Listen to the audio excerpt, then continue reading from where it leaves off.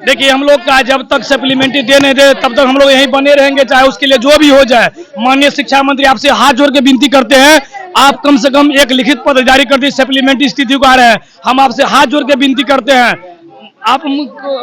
आप एसीएस महोदय आपसे भी विनती करते हैं कि हम लोग का सप्लीमेंट्री रिजल्ट जारी कर दीजिए।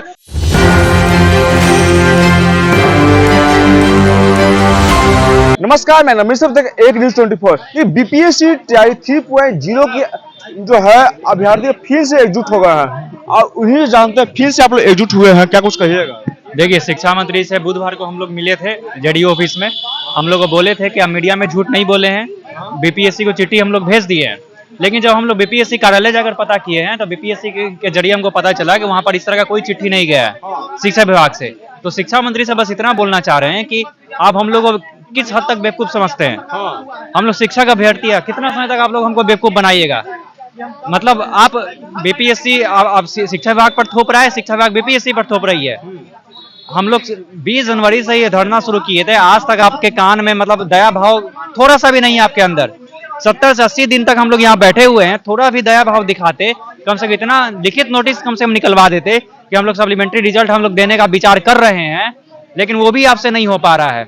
बताइए बीपीएससी को हम शिक्षा मंत्री क्या कुछ बोले थे?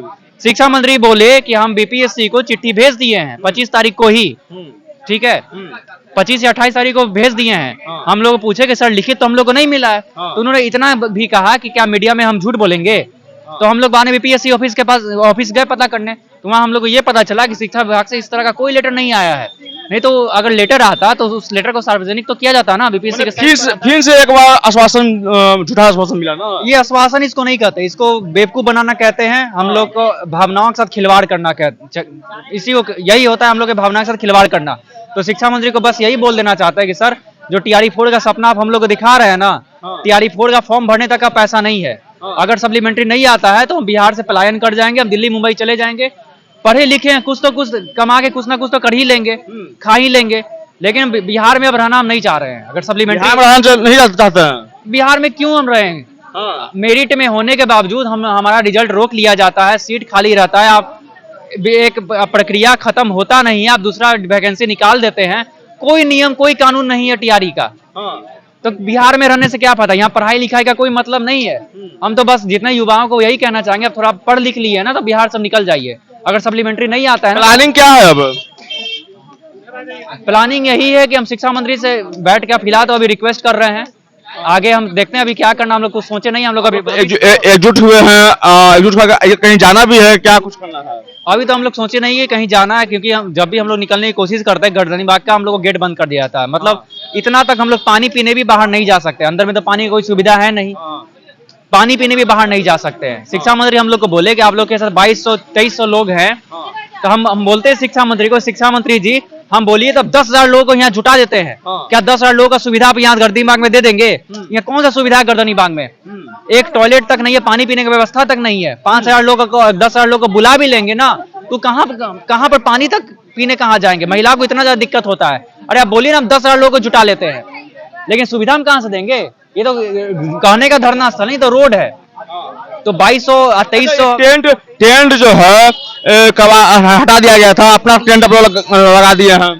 देखिए हटा दिया गया था प्रशासन की तरफ से, पता नहीं क्या हुआ, किस तरह का षड्यंत्र हम लोग साथ रचा गया है। लेकिन हम लोग खुद रात भर जग के अपना मेहनत किए हैं, बांस लाए हैं और हम लोग खुद से टेंट लगाए हैं। क्योंकि अब गर्दनी बाग किसी का तो है नहीं, हाई कोर्ट के द्वारा दिया गया हम लोग का धरना स्थल, अब तो हम लोग कोई नहीं हटा सकता है। तो टेंट भी हम ही लोग लगाए हैं, ठीक है। वहाँ मतलब टेंट वाले जो भी हैं वो मना कर रहे थे सीधा कि हम आप लोग का टेंट नहीं लगाएंगे, हमको प्रशासन की तरफ से मना किया गया है। अनुमति लेना पड़ता है ना, तो अनुमति हम लोग को मिला हुआ है सर, लेकिन क्या आसमान के नीचे तो नहीं बैठ सकते ना इतना कड़ा धूप में, तो टेंट लगाना भी जरूरी था।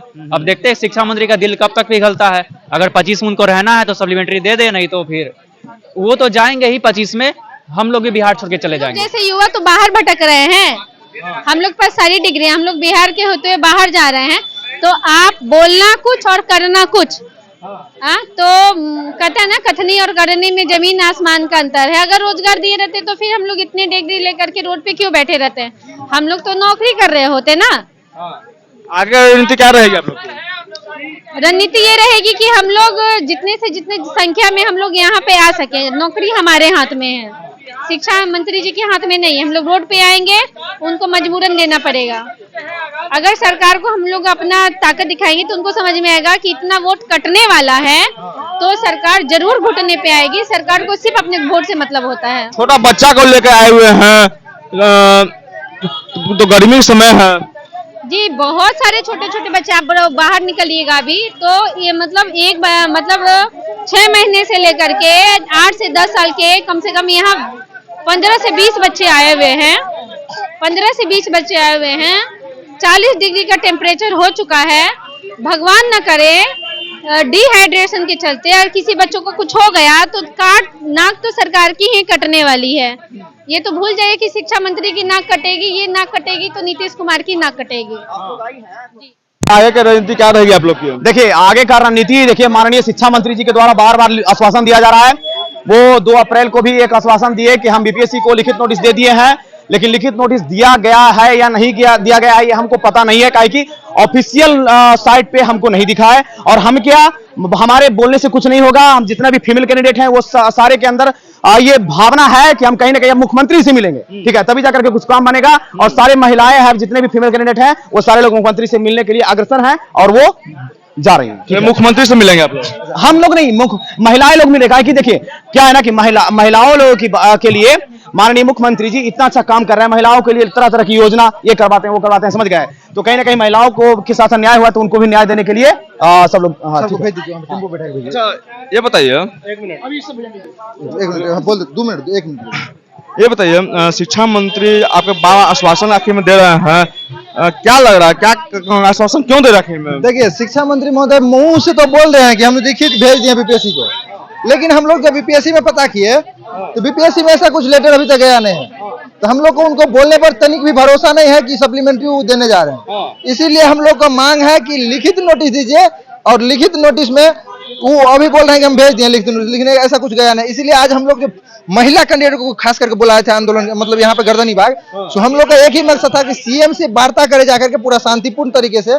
सिर्फ 5 मिनट सीएम से मिले और सीएम को बस इतना सा बोले कि सर आप शिक्षा मंत्री महोदय को बोलिए कि मतलब पब्लिक डोमेन में लिखित नोटिस जारी कर दो। बस हम लोग का ये छोटा सा मांग है। हम लोग का ये थोड़ी कि आप सप्लीमेंट्री आज ही दे दीजिए, कल दे दीजिए। हम लोग का छोटा सा मांग है, पब्लिक डोमेन में लिखित नोटिस दे दीजिए, सप्लीमेंट्री हम देंगे, बात खत्म। शिक्षा मंत्री पर विश्वास नहीं रहा अब? सर शिक्षा मंत्री अभी 2 तारीख को मीडिया के सामने कहते हैं कि हमने रेफर कर दिया बीपीएससी को लेटर, लेकिन बीपीएससी में जाके पता करते तो वो कहते हैं हमको कोई लेटर नहीं मिला। अगर लेटर यहाँ से जाता तो वहाँ पे उनको जरूर प्राप्त होता और वो झूठ नहीं बोलते। तो हमारे कहने का मतलब ये है कि सर गुमराह करना बंद कर दीजिए, जो भी चीजें हैं सच लाइए और सच के साथ अब हम लोग का जरूर कर दीजिए रिजल्ट। बस इतना ही मांग है। आगे क्या कीजिएगा? बात आपको नहीं मानिए तो क्या कीजिएगा? ऐसे ही धरना करते रहेंगे हम लोग, ठीक है। और आने वाले टाइम में इसका प्रभाव आगे तो फिर जनता है, जनता से ही सरकार है, क्योंकि सरकार हम जनता के लिए बनी है।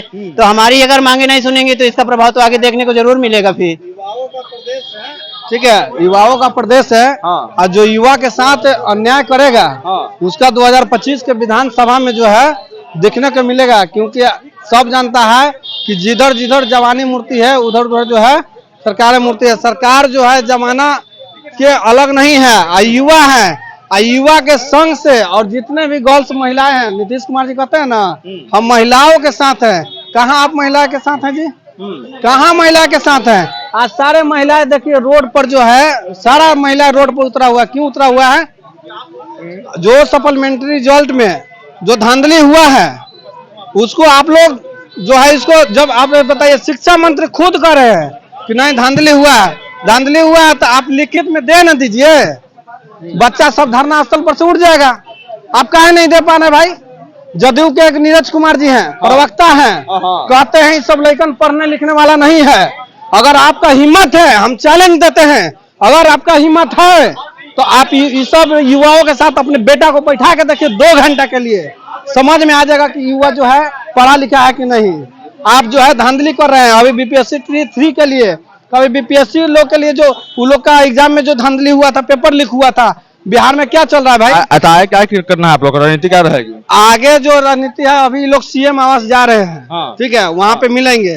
अगर वो नहीं मिलते हैं तो धरना इसी तरह चलते रहेगा और इसका रिजल्ट 2025 के विधानसभा में देखने को मिलेगा। देखिए साफ तौर पर जो भी अभ्यर्थी है साफ तौर पर कह रहे हैं कि इसे अभी तो सीएम जो बिहार के मुख्यमंत्री है उनसे मिलने जा रहे हैं, और अगर मुख्यमंत्री अगर नहीं मिलते हैं, नहीं बात सुनते हैं, तो उसका जो खमियाजा है आगामी विधानसभा इलेक्शन में इनको भुगतना पड़ेगा। तमाम खबर देखने के लिए एक न्यूज़ 24 से बने रहे। धन्यवाद।